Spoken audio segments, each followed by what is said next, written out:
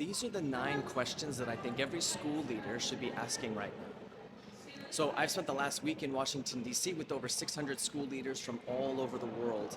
And one of the things that has struck me in all of the conversations and keynotes and deep dives and all the different opportunities for me to listen and connect is that these leaders don't need more advice. You need more asking.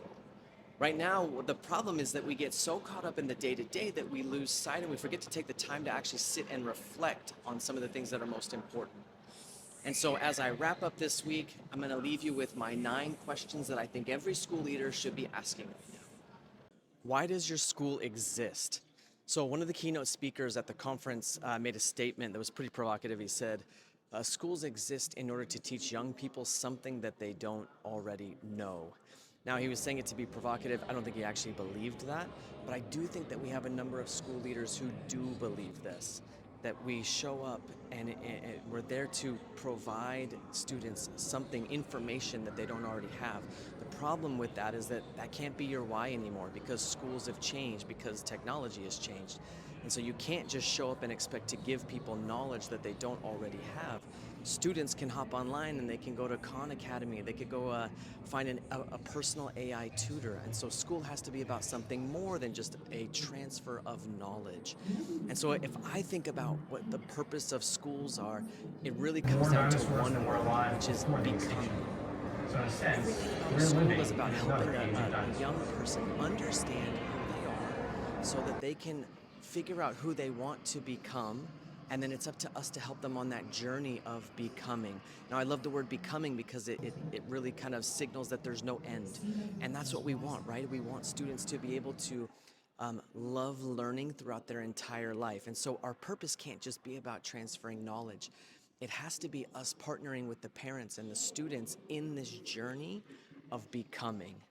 So I think that that is the real purpose that we have for our schools now. What questions do you want your graduates to be able to answer? So I love this. This comes from Dr. Tara Christie Kinsey over at the Hewitt School. She says that there's 3 questions that every graduate should be able to answer. What brings you joy?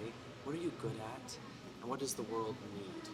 Now, maybe those aren't the 3 questions that you want your graduates to be able to answer, but are the questions that you want them to be able to answer questions from the AP Bio test or the AP Calc test? If not, are you spending a disproportionate amount of time on those questions than you are on maybe the more important questions? So take a minute and actually sit and think about what are the questions that you want your graduates to be able to answer as they head out and start that next chapter of life. Where are you paying attention? So one of the speakers at the conference said that the role of a leader is to help people understand where to pay attention. Think about that phrase, pay attention. There's a cost associated with your attention, and everyone everywhere is trying to get it. And so for a leader, for you as the school leader to be able to help people understand where to pay attention, you have to consider what is the return on that investment of their attention. And so as a leader, you have to actually consider what you're paying attention to so you can help others understand where they need to pay attention. So as you think about where you're spending your time and your energy, ask yourself, are you getting the return on the investment for the attention that you're spending? What's in your user guide? So one of the presenters at the conference actually talked about sharing his strengths and weaknesses, doing all the personality tests and sharing those with his team. And I was left thinking, oh, there's just like one extra step, right? Because if you have this user guide, this idea of, okay, here's what empathy looks like for me in this situation.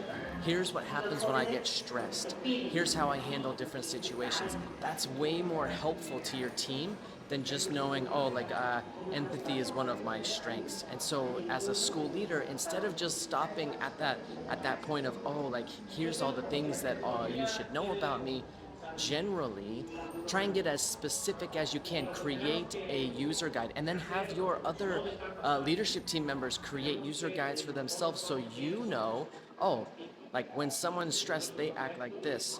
When someone is hungry, they act like this. Or when a mistake is made, they like to be corrected like this. So what's in your user guide? What would the hotshot do? So at this conference, it looked like there were a lot of people who had been in the industry for a very long time. And that's not a bad thing as long as you're able to keep reinventing yourself. And this question is perfect for that. So Kat Cole, who was a CEO and president of several billion-dollar brands, says she asked this question: what would the hotshot do? Because what it does, it forces her to wrestle with the fact that there's somebody out there who wants her job. And if they were to show up and take over her role today, there'd be several things that they would look at and go, man, I'm gonna do this so differently than the way that she did it. And I'm gonna do it immediately. And so she asks this question so that she can prompt herself to figure out what are the things that some hotshot would come in and do on day one after they took over after I left. Because now I can become the hotshot. And that's the whole point of the exercise. And the question is that you can become the hotshot. So this question is great for not only professional but personal. What if somebody came in and took over your role as a spouse or as a daughter or a son, right? There are things that we can do better if we will pause for a second and think, what would somebody who wanted to come in and really do this well, what would they do right away? Would you try to change their mind? So Netflix has this rule called the keeper rule. And what you're supposed to do as a supervisor is imagine each of your direct reports and you go, if this person left today, if they said they were leaving, would I try to change their mind? And if not, you need to get rid of them right away.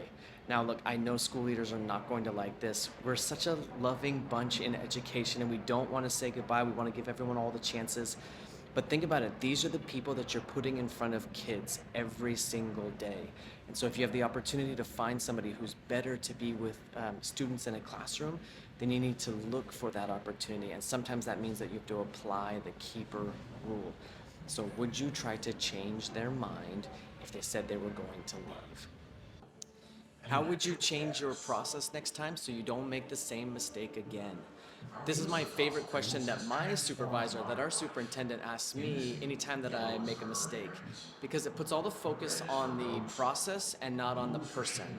And I think this is a great question for people who are supervisors or leaders. And so if you have someone who you're trying to fix a mistake with, ask them, how are you going to adjust the process next time so the mistake doesn't happen again? Who do you need to be in this moment?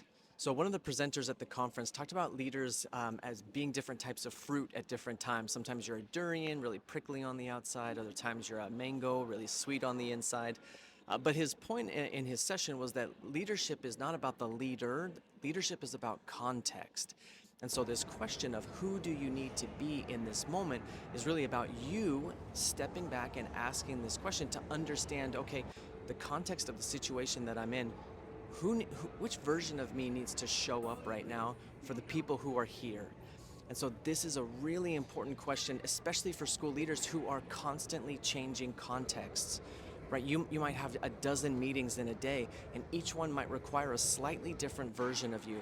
And you only know to make that shift if you'll pause long enough to ask the question as you step into the room, who do you need to be in this moment? What's going to be the same? So much of this past week was spent talking about AI and the future, but I love this quote from Jeff Bezos, who says that he gets the question, what's next, all the time. And he says the question he wishes people would ask is, what's going to be the same? Because there are some things about the work that we do that will be timeless. So yes, it's good to make sure that we stay current with the technology as it changes and evolves. We should do that. And how much time are we also spending on making sure that we're addressing the timeless pieces of education? So what's going to be the same? There it is. Those are my 9 questions that I think every head of school, superintendent, principal, other school leaders should be asking right now. Again, I don't think that it's that you need tons more advice and lots more information. You just need to make space to ask the questions to be able to surface the expertise that you already have.